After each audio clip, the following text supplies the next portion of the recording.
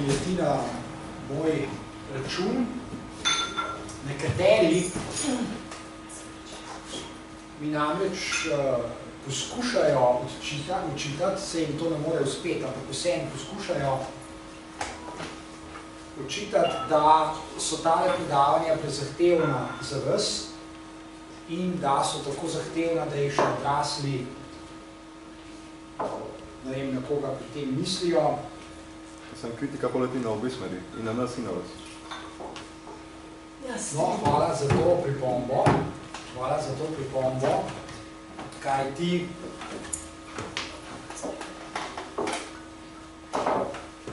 odgovoril bi takole. Mogoče veste, vsaj nekateri od vas veste, da sem ravno kar izdal knjigo, oziroma izdal je ta zavod s naslovom Kognitivna znanost v šoli za 21. stoletje. V tej knjigi so predstavljene najnovejše ideje, kako izgleda sodobna šola. In jaz to, kar pišem v tej knjigi, tudi počnem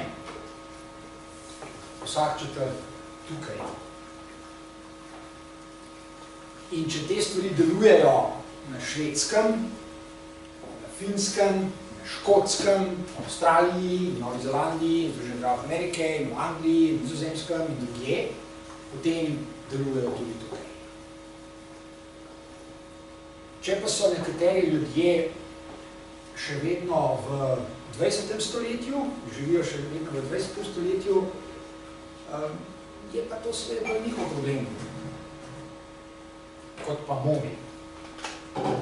To je ena zadeva. Druga zadeva je tale.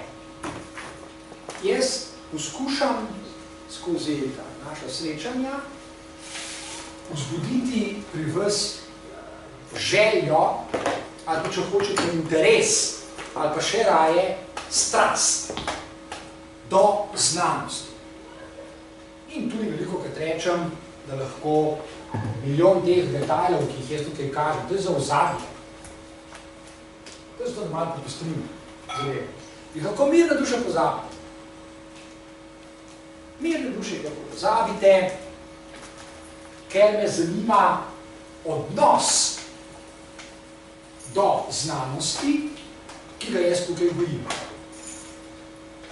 In ne skrivam interesov, da bi rad tak odnos privzgojil tudi vam. Tukaj nisem samo kot učitelj, ampak sem tudi kot vzgojitelj. Kajti onkraj vsakega mogočega dvoma je, da svet najbolje pojasnjuje znanost. Kdor o tem dvomi, ima resen problem. Znanost je nosilka napredka. In bolj, ko razumemo svet, bolj lahko na njega vplivamo tako, da bo v naše dobro, da bo v našo korist. In tukaj se ukvarjamo predvsem z hrano in z vplivi hrane na naše telesa, zlasti na naše možgane. In naš končni cilj je, da počasi dojamemo, da je hrana, ki jo jemo vsak dan, ker jo moramo, eden najpomembnejših dejavnikov, s katerim vplivamo na svoje zdravje. Ali pa seveda vplivamo na razvoj nevrodegenerativnih in drugih bolezni. Hrana igra pri tem pomembno vlogo. Ni edini dejavnik, ki igra pri tem pomembno vlogo, je pa pomemben dejavnik. In to bi lahko razumel vsak otrok. To lahko razume vsako dete. ni treba imeti doktorata znanosti, da bi človek to razumel, da s hrano vsak dan vplivamo, bodi si pozitivno, bodi si negativno, na svoje zdravje. Na čustva pa na počutje. Itd. Na vse to vpliva. In da je, tudi to lahko razume čisto vsak otrok, v našem najboljšem interesu, da če že vplivamo na svoje telo, na svoje čustvo, na svojo osebnost in tako naprej, da vplivamo na pozitiven način, ne pa na negativen. Tudi glede tega ni treba imeti doktorata znanosti. In na vse zadnje, tale predavanja se snimajo in bodo na medmrežju, kot se reče, še dolgo časa. Bodo še dolgo časa in vsakdo se bo lahko iz njih tudi v prihodnosti česa naučil, česa koristne. To, kar jaz tukaj počnem, je v korist čisto vsakega človeka, ki bi se hotel iz tega, o čemer tukaj kaj govorimo, česa naučiti. Seveda pa tudi obstajajo ljudje, ki se ne želijo ničesar naučiti iz tega. Tudi taki obstajajo. Obstajajo tudi ljudje, ki imajo raje vraževerje, od znanosti. Obstajajo ljudje, ki verjamajo, da je tisto znanje, ki ga imajo, vsak človek, ki ima, več ali manj, da je tisto znanje, ki ga imajo, čisto dovolj. In da ni treba napredovati, da ni treba spreminjati svojih mnenj, svojih idej, svojih spoznanj. Tudi taki ljudje obstajajo. Samo da to nas tukaj ne zanima. Nas tukaj zanima, kako lahko storimo kaj koristnega zase. Se nas tudi ne smelo, če smo. In nas pravzaprav dejansko tudi ne bi smelo, tako je. No, toliko za uvod danes. V tem času, kar se nismo videli, je znanost zelo napredovala. Zato imam jaz toliko gradiva, da ga sigurno ne bomo mogli danes obdelati v tem času, ki ga imam v razpolago. Je preprosto preveč, ker znanost napreduje z velikanskimi koraki. Napreduje iz dneva v dan. In to je dobro. In to je koristno. In spet vam bom komentiral nekaj spoznanj. In še enkrat, mirne duše lahko na to pozabi. Ni se treba nič zapomniti od tega. Ni treba. Lahko, če želite, in ni pa treba. Ker vam bom povedal samo rdečo nit, osnovno idejo. In to osnovno idejo vam bom povedal na tak način, da si jo boste zagotovo zapomnili. Ker je to tudi moj namen, da si zapomnite to eno samo osnovno idejo. In jo boste nesli s seboj. Nosili jo boste s seboj v življenju še dolgo časa. Vi se boste teh predavanj tukaj spominjali še zelo dolgo časa. Jaz to vem. Zato se tudi lotevam teh predavanj na tak način, kot se.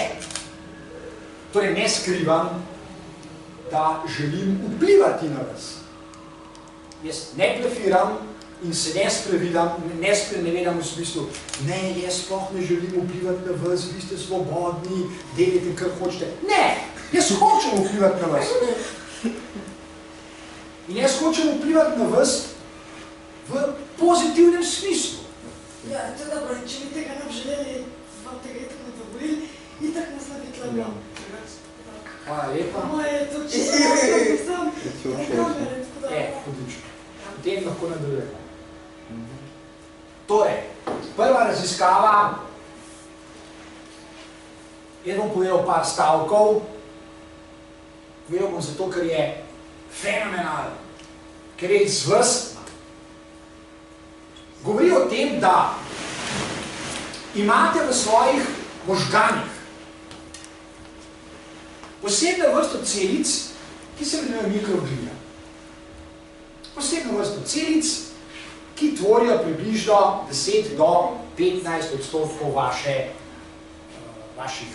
možganov. Približno 10 do 15% tvori mikroglija. To so mikroglijalne celice.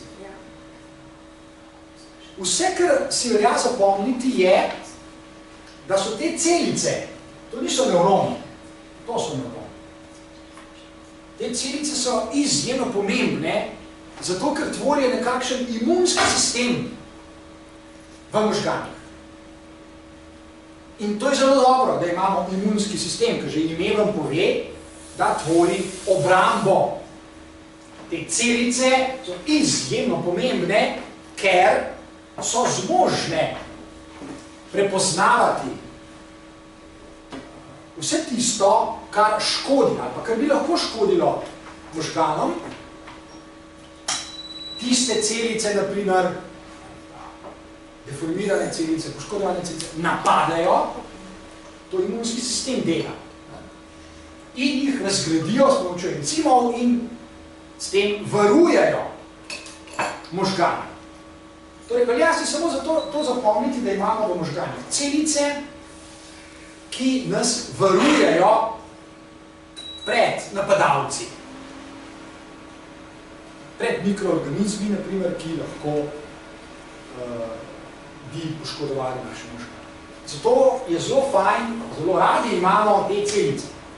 Ne se mikroorganizmi. Raziskava, o kateri govorim, pa pravi, tukaj so detajli, ki pravi, lahko mirne duše jih lahko pozabite. Tukaj so detajli, ki nam povedo, kako so pomembni v naših možganih proteini, kako so pomembne nekatere beljakovine. Recimo, beljakovina, ki se imenuje TREM2, ena od beljakovin, ogromno beljakovin je v možganih. In kakšno pomembno vlogo igra pri tem imunskem sistemu.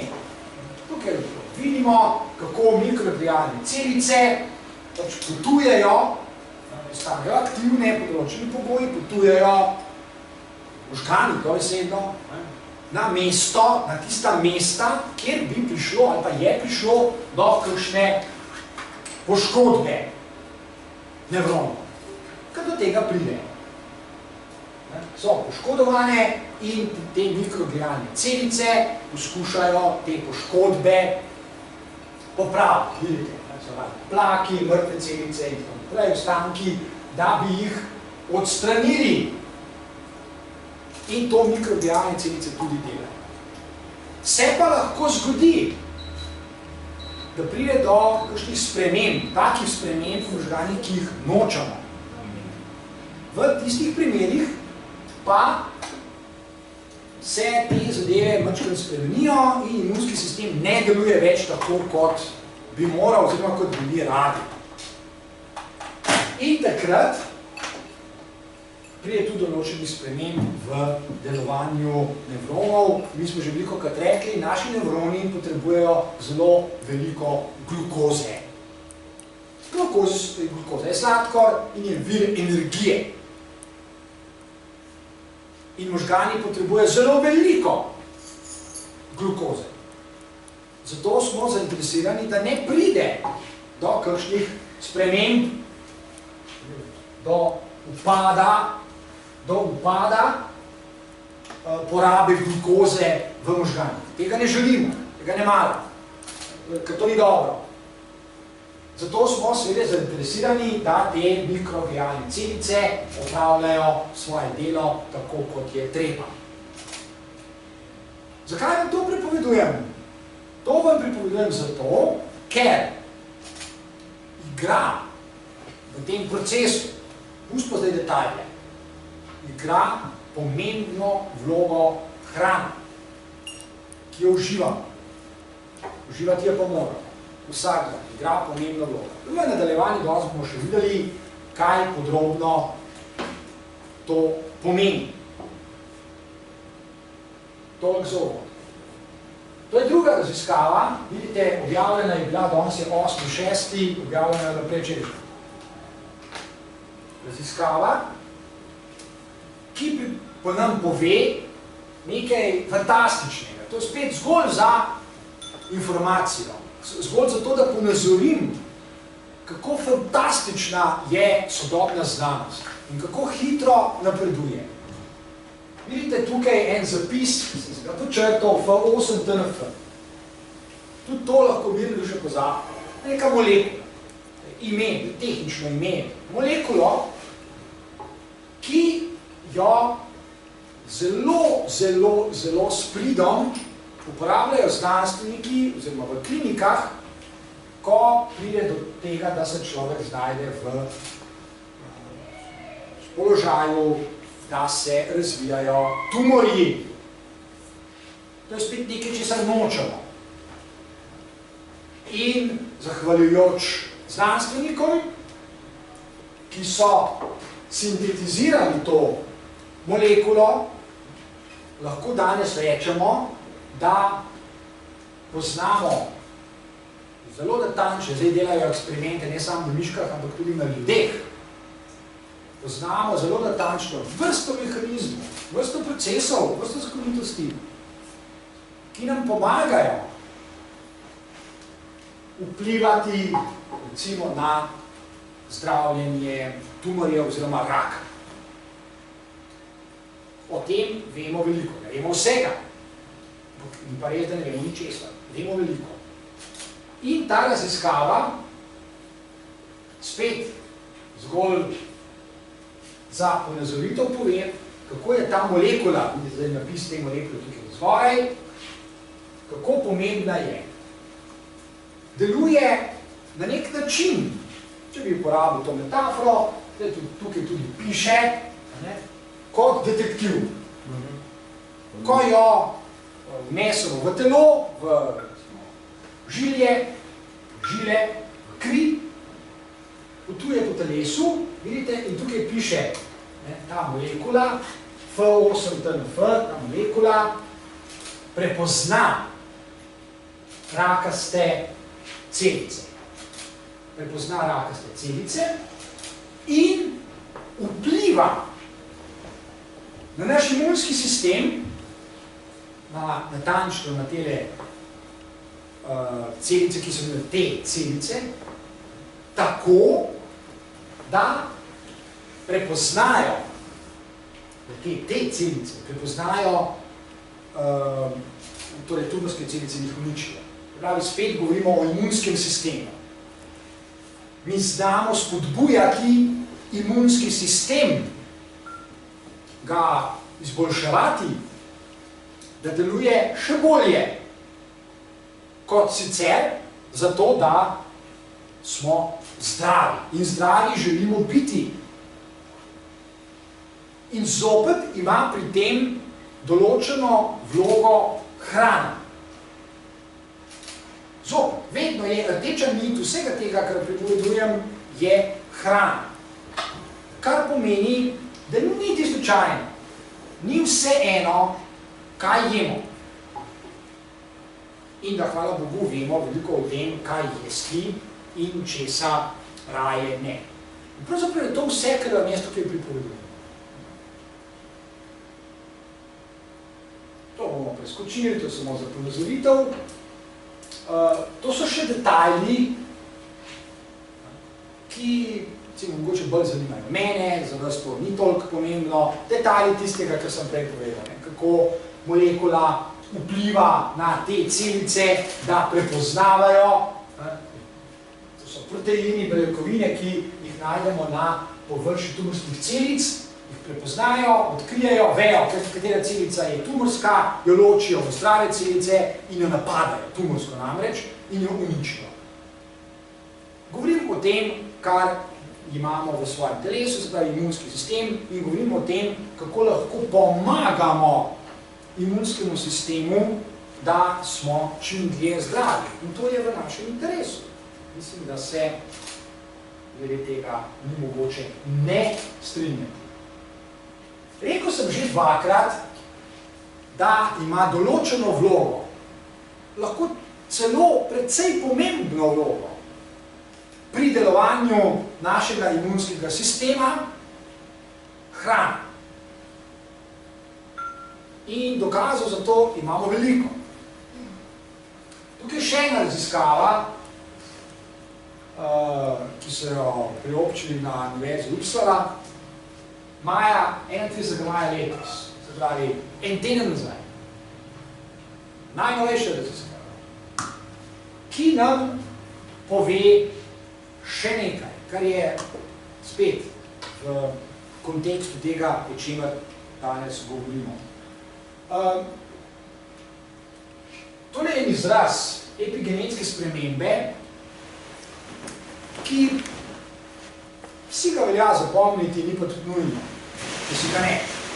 Vračarov. Pomembno je, da se zavedamo, da zopet, kot bomo videli takoj, lahko vplivamo, in to tudi počnemo, na lastni genski zapis, ki je v vsaki celici našega telesa.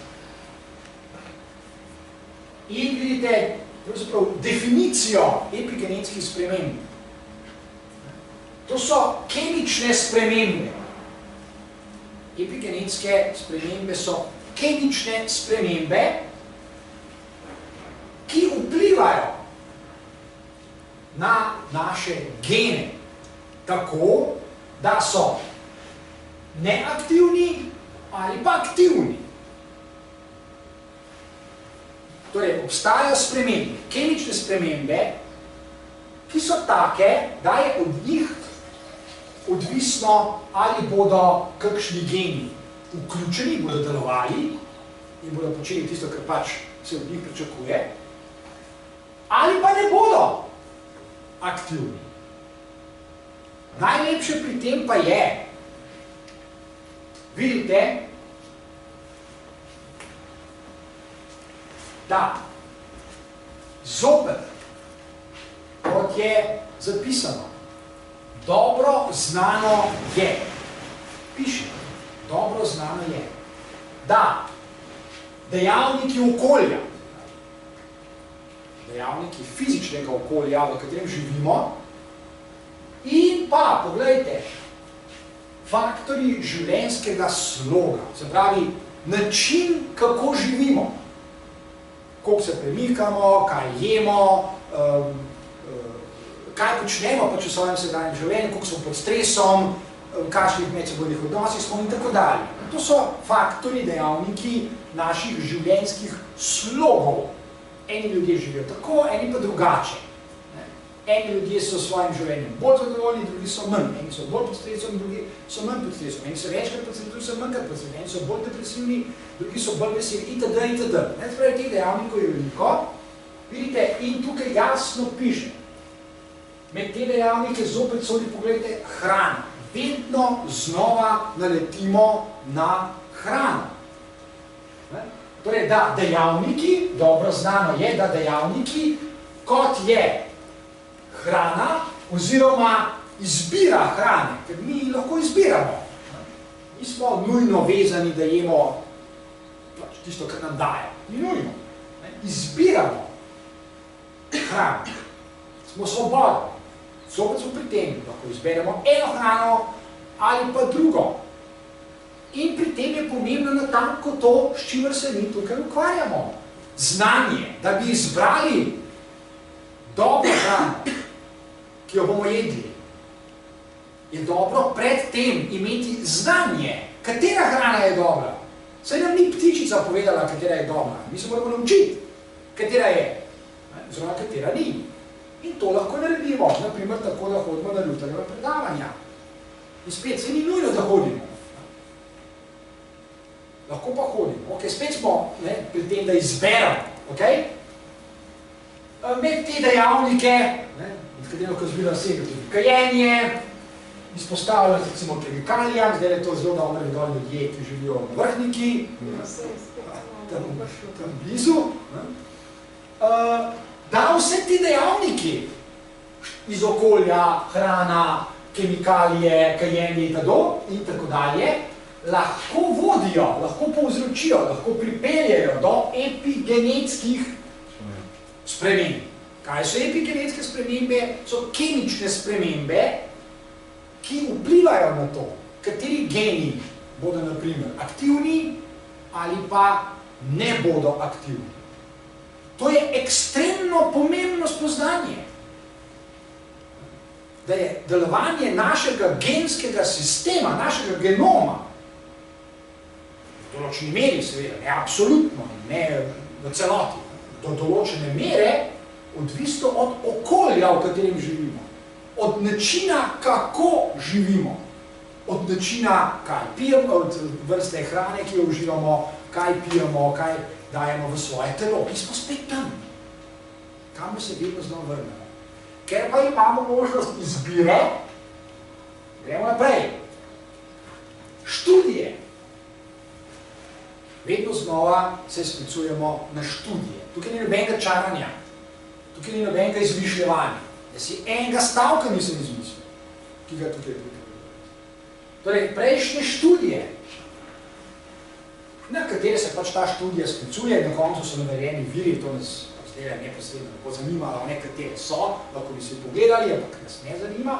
Prejšnje študije so že nakazali, pokazali, dokazali, da, na primer, zdaj se osredotoča ta raziskava, kot smo že prej videli v naslovu, se torej osredotočimo, da, na primer, uživanje kave in čaja, danes smo si privoščili enega najbolj kvalitetnih čajev, kar jih sploh je, morda celo najbolj kvalitetni čaj. Zdaj ne smemo reklame delati, ker je tole posneto na kameri, ne bomo povedali, kateri čaj to je, katerega pijemo, ampak zdaj se da pogruntati, kateri je, smo si ga privoščili. Torej, in zato tudi ni naključje, da sem tole raziskavo izbral. Torej, da uživanje kave in čaja igra, jaz zgolj prevajam, pomembno vlogo, piše. Ne majhno, drobno ali pa nepomembno, ampak igra pomembno vlogo. Pri tem, torej, kar imenujemo moduliranje, to je ta izraz, zanimalo se, igra pomembno vlogo pri tem, kako zdravi bomo, oziroma kako velika bodo tveganja, da čez nekaj časa ne bomo zdravi. Obstajajo tveganja. Če dolgo časa uživamo hrano, ki ni najbolj koristna za nas, tvegamo, oziroma se povečuje tveganje, da ne bomo več zdravi, ali pa da ne bomo več tako zdravi, kot smo. V našem interesu pa je, da smo zdravi še naprej, ali pa, da smo celo vse bolj zdravi. Tako ne? Ker lahko vplivamo na dejavnike, ki pogojujejo zdravje v našem telesu. Celo na gene lahko vplivamo. In če lahko vplivamo malo, ni nobenega razloga, da ne bi razmišljali, kaj pa, če lahko vplivamo še malo bolj. Če smo lahko malo bolj zdravi, zakaj pa ne bi bili veliko bolj zdravi? S tem nobenega razloga. Da ne bi. To je igra pomembno vlogo, poglejte, uživanje kave in čaja, seveda kvalitetnega čaja, dobrega čaja, pravilno pripravljenega čaja in tako dalje, pri ljudeh. In sicer tako, da, na primer, spet, poglejte, blokira, zmanjša rast tumorskih celic. Uživanje, na primer, kave in čaja v pomembni meri, ne v majhni, v pomembni meri, vpliva, na primer, na to, da zaustavi ali zmanjša ali počasni, na primer, rast tumorskih celic, zmanjša vnetna stanja, vnetja, ki nastajajo v našem telesu, nenehno nastajajo, inflamacija, vnetja, jih lahko torej zmanjša, zreducira, skrči, kar je v našem interesu. Mi ne želimo imeti veliko vnetnih stanj in veliko vnetnih, sploh ne želimo imeti. Torej lahko vpliva na to In naprimer vpliva tudi na ženske hormone, kot se temu reče, kot je estrogen. Na mehanizme, ki, kot smo že prej rekli, so povezani z epigenetskimi spremembami. Poglejte, kako dve preprosti zadevi, zelo preprosti obliki hrane, če lahko rečem, kot sta čaj in kava, vplivata na vse te procese, ki sem jih zdaj omenil.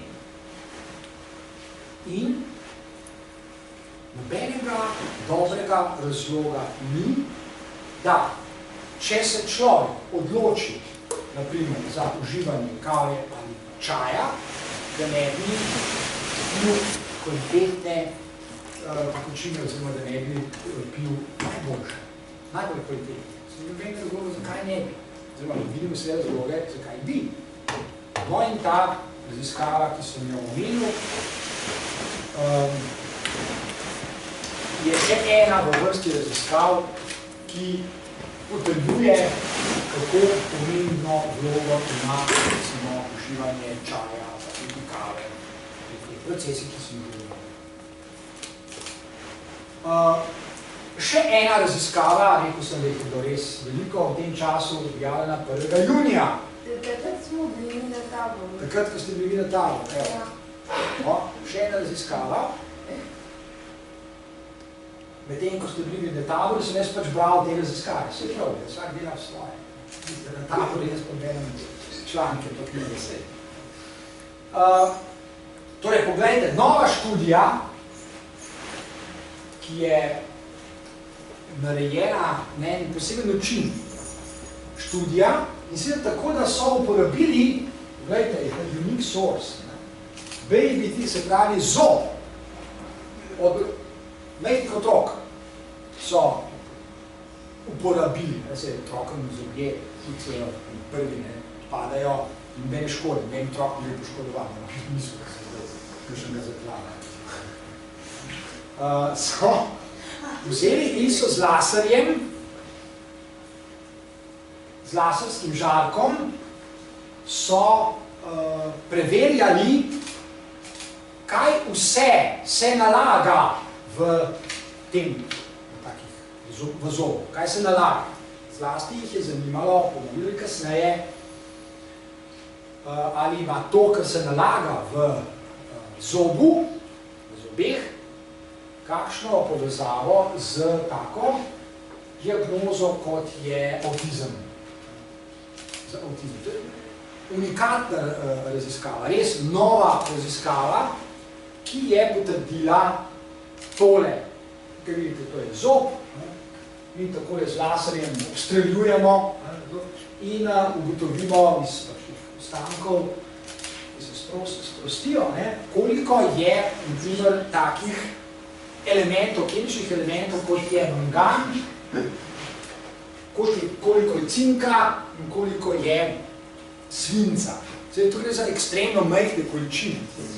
Ampak to se nalaga v našem telesu in seveda mi lahko marsikaj spoznamo, ko ugotovimo, kakšne so količine recimo teh kemičnih elementov v našem telesu, in ko so to naredili, so ugotovili.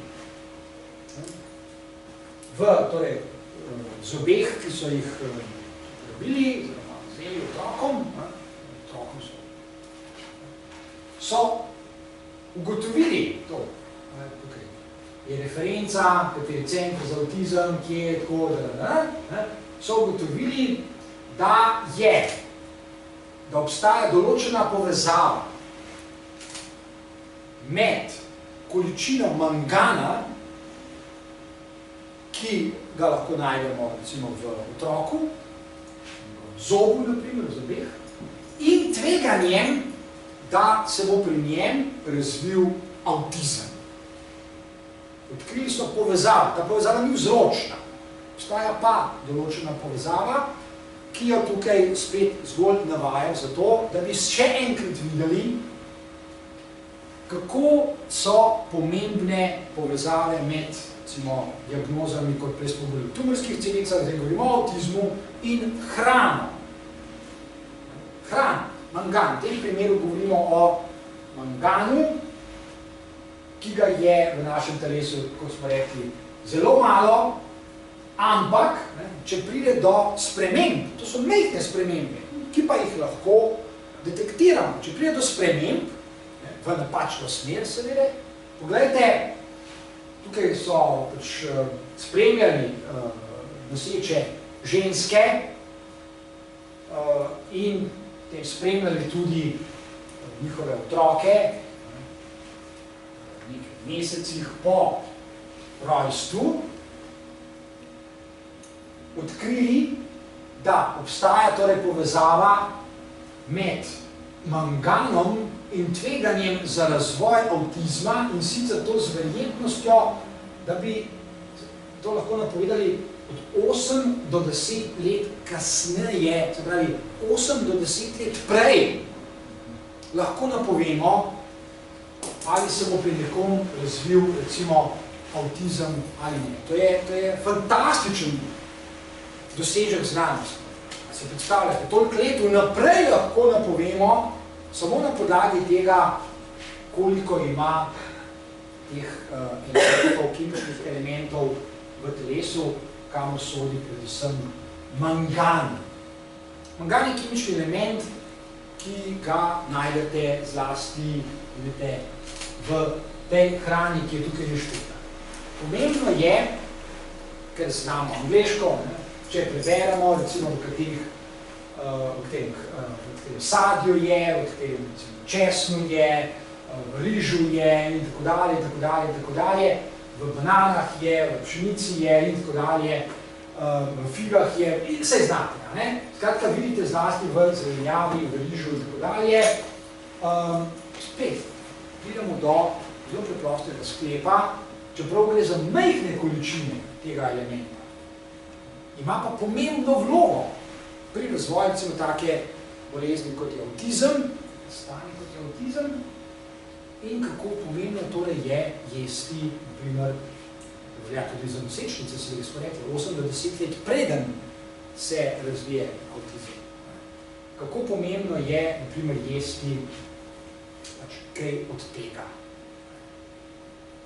Zelo drobna povezava, povezan z manganom, s katerim človek tudi ne pomisli, sploh ne ve, da ima recimo mangan v svojem telesu, recimo v zobeh.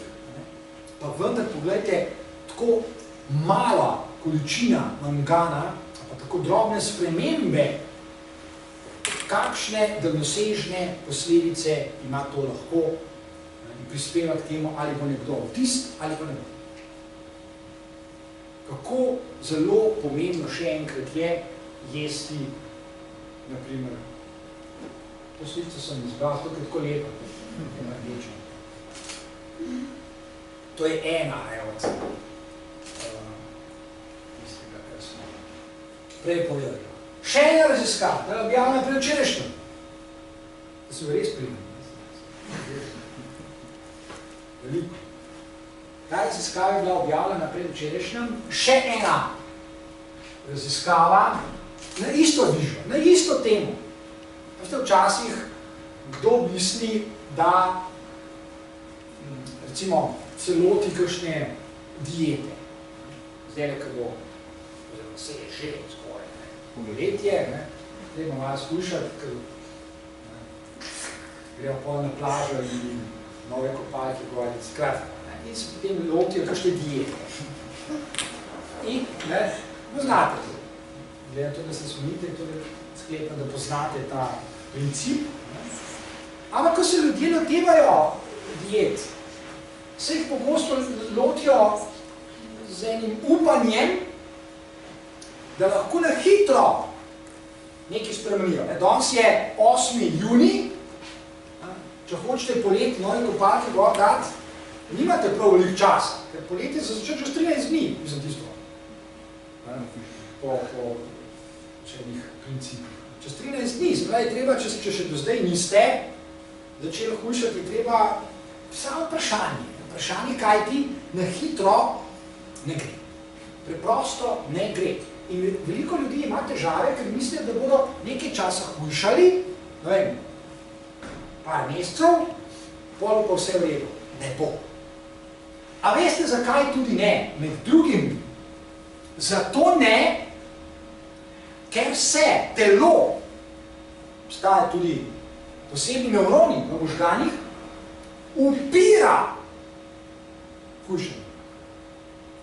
Ker obstaja evolucijski princip, ki ga moramo poznati, da bi razumeli, zakaj je tako. Namreč, v trenutku, ko vi začnete odtegovati hrano telesu, naše telo ni neumno. Telo seveda to zazna. In če bi zdaj personificirali telo, se telo obnaša takole. Odtegujejo mi hrano, to ni dobro. Hrano rabimo. Torej bomo začeli šparati s hrano. In zdaj, bolj ko mu vi hrano odtegujete, bolj telo špara. In seveda, tako je, hkrati imate občutek, da ste lačni in vas skušnjavo to žene in bom sam mačkam poskusil in tako dalje. In se hitro lahko zgodi, da imate po takem hujšanju, recimo 3-mesečnem, 5 kil več. Namest 5 kil manj. To se hitro lahko zgodi. Ker se telo upira. Normalno. Zakaj? Je, ker hoče preživeti. Evolucijsko narejeno, da preživi, ne pa da umre. Okay? Torej, zato hujšanje pozabite.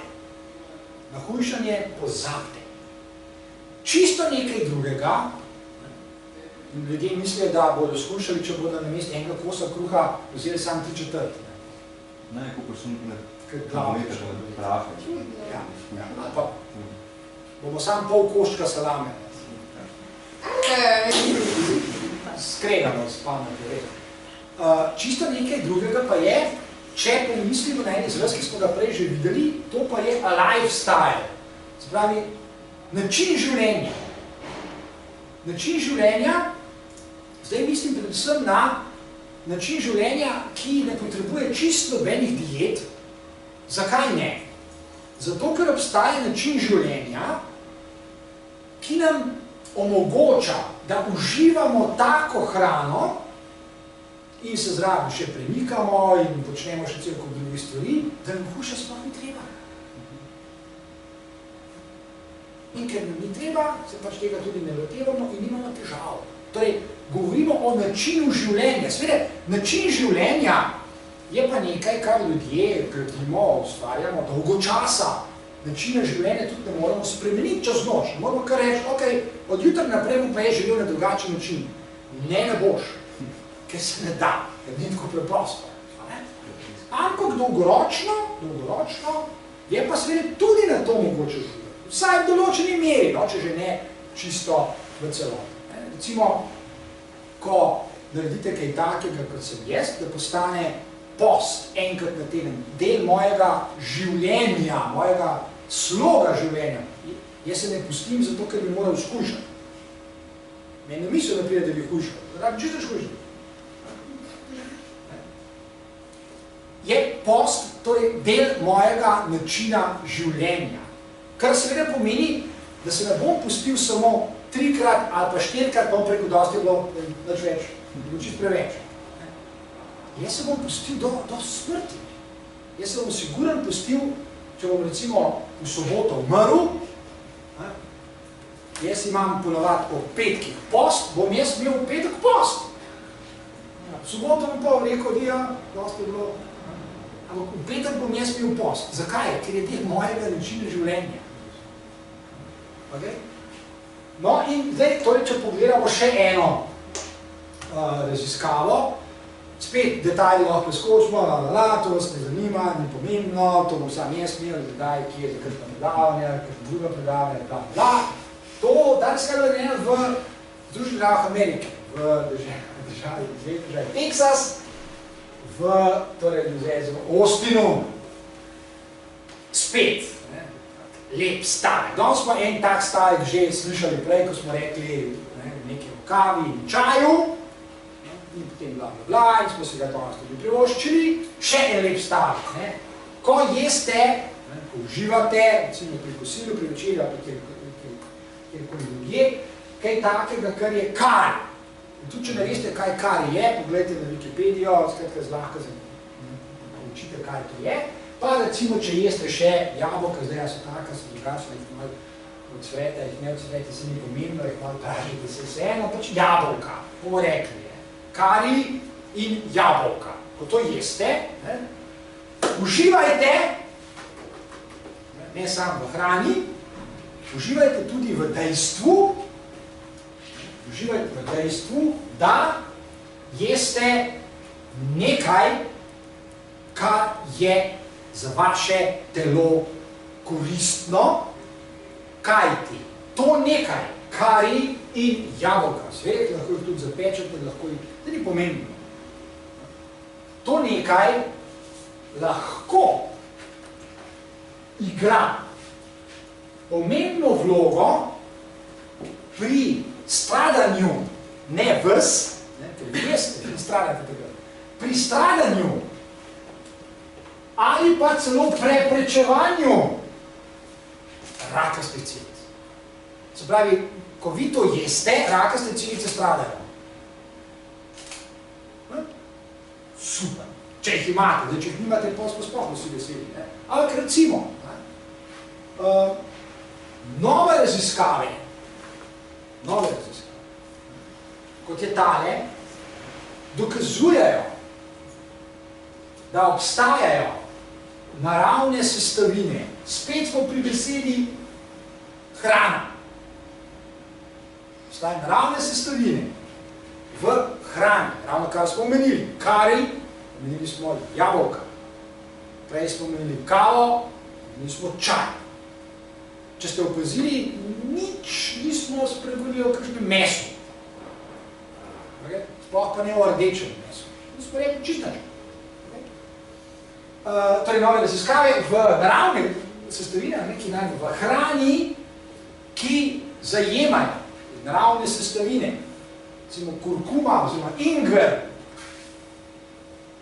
jabolka, še enkrat, oziroma to so tako je v ljubki, ja.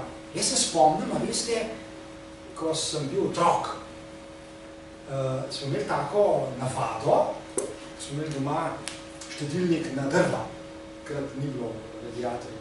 Unik so bili bogati, so že imeli, ampak jaz nisem bili bogati. Mi smo bili bogati. Mi smo bili revni. Smo imeli štedilnik, to so drva, pa napremo. In smo jedli jabolka, in smo olupili jabolka in tisto lupino dali na ploščo, ki je bila vroča. In tisto je dišalo. S fulom je dišalo, seveda pa se je tisto tudi posušilo, nekaj še blaga je izhlapela in smo pa tisto jedli. To je tak zelo primitiven način, ker drugače bi lahko, če bi bilo bolj to sofisticirano, naredili krhlje. Krhlje, suhe krhlje, fenomenalna hrana. Lupina, to je lupina in pa grozdje, rdeče grozdje. Rdeče grozdje, še enkrat, ingver, jabolka, pa so pa eni pametni, jaz pa ulupijo. Ulupke stran držajo. Ne, ravno ulupke je treba pojesti. Pač, če že jeste jabolko, pojeste celoga. Skaj ulupke stran držajo. Pa rdeče grozdje. To smo danes omenili. Pa rdeče grozdje, obstajajo naravne sestavine v tej hrani, ki so pomembni spet, pomembne sestavine, ingredients, pomembne sestavine, pomembno vplivajo, pomagajo, ki lahko, na primer, vplivajo na, to je ja bolj za moške, rak prostate, to velja za moške, ker ženske nimajo prostate. Ampak spet, pomembno je, torej, kako te sestavine, naravne sestavine, lahko vplivajo na zaviranje, kako lahko zavirajo, blokirajo, zmanjšujejo, onemogočajo, tako naprej, rast tumorskih celic, oziroma rakastih celic. Danes smo večkrat že to besedo omenili, tega se ne smemo bati. Tega se ne smemo bati. Rakaste celice, tumorske celice. Tega se ne smemo bati, so celice. Mi zelo dobro vemo, kako nastaja, kako raste, bla, bla, bla, tem smo danes kar nekaj povedali, in imamo na voljo hrano, s katero, kot rečeno, lahko določene mese. To ne pomeni, da bomo kar pozdravili in nadomestek za zdravje, to tudi se razume. Ampak, če to jemo dolgo časa, kot bi rekel, preventivno, od malega, če to del našega življenjskega sloga in tako dalje, potem lahko do določene mere zelo zmanjšamo možnost, to sem prej rekel, zmanjšamo možnost za razvoj takih, recimo, tumorskih, zmanjšujemo možnost. Vse veste, da tudi pregovor pravi, da je preventiva boljša kot kurativa, da je bolje, da sploh ne zbolimo, kot pa da potem se zdravimo, zdravljenje je dolgotrajno, je lahko naporno, je lahko težavno, je lahko drago, zdravlje je boljše. Že prej svoj življenjski slog tako naravnati, da sploh ne bomo postali bolani. Če pa že bomo, bo pa tveganje za kakšne komplikacije lahko bistveno manjše, kot bi bilo sicer. No, zdaj pa še ena zadeva, to pa na Max Planckovem inštitutu za psiholingvistiko. 14. maja 2017, ta je že malo starejša raziskava, zelo stara je 14 dni. Vidite, raziskave iz različnih koncev sveta, z različnih področij, ampak vse imajo nekaj skupne. Vedno znova se vračamo k iste besedi, ki je hrana. Natanko vemo, katera hrana. Katera hrana da, in recimo, katera pač ne. Ali pa če že, redkej, ali pa malo. No, ta je mogoče še iz enega dodatnega, iz enega drugega registra, ki mi je zelo všeč, moram reči. Ta raziskava mi je zelo všeč.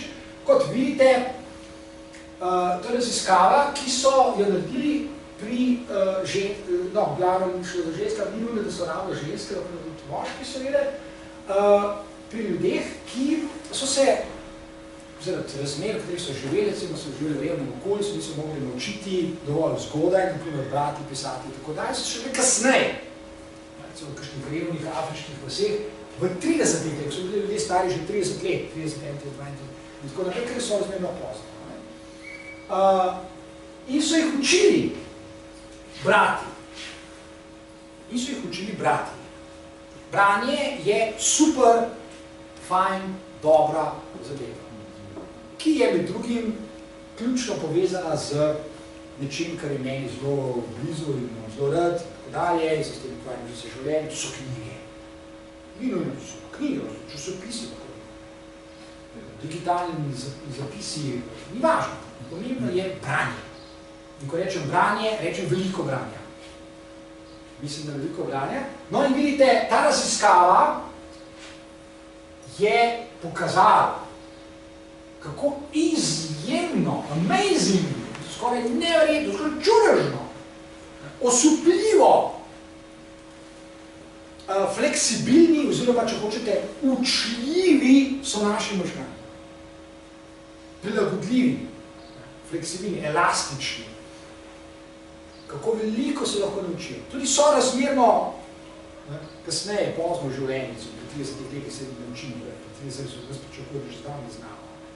Ampak pač eni ljudje niso imeli te možnosti in so ugotovili, da, pogledajte, completely illiterate, se pravi, popolno, zato sem prej ženske omenil, ker sem pač to že prebral. Seveda sem prebral, kako bi pa sicer to sploh ne bilo?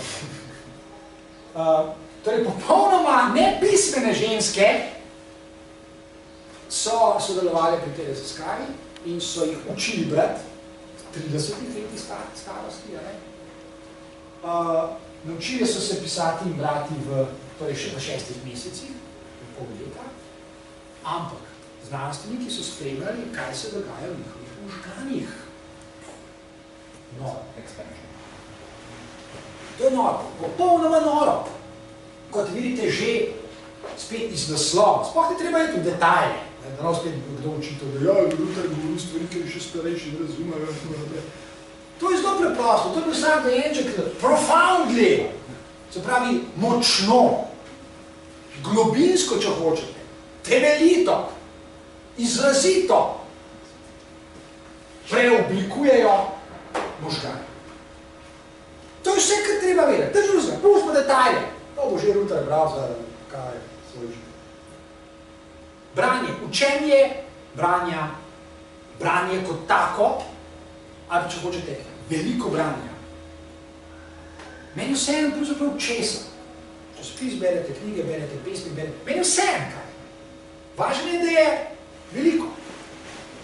Da je pozorno, da je natančno, da je skrbno, da ga lotite tako, kar je treba, lahko torej močno vpliva in preoblikuje možgane, ki so tako elastični. Seveda, ko govorimo o teh spremembah, govorimo o spremembah, ki so koristne, ki so dobre, ki so ugodne, ki so take, da si jih človek lahko samo želi. In seveda, take spremembe možganov so zato pomembne, med drugim tudi zato, ker nadzorujejo delovanje našega telesa, ki vplivajo na praktično vse ostale stvari v našem telesu. Spreminjate možgane, spreminjate svoje telo. Vplivate na nje, vplivate na svoje telo. Poleg hrane, torej, si velja danes zapomniti samo še en drug izraz, in to je branje knjig. Dragi moji, to razume vsak dojenček. Jejte tisto hrano, ki je koristna za vas, berite knjige. Hvala lepa.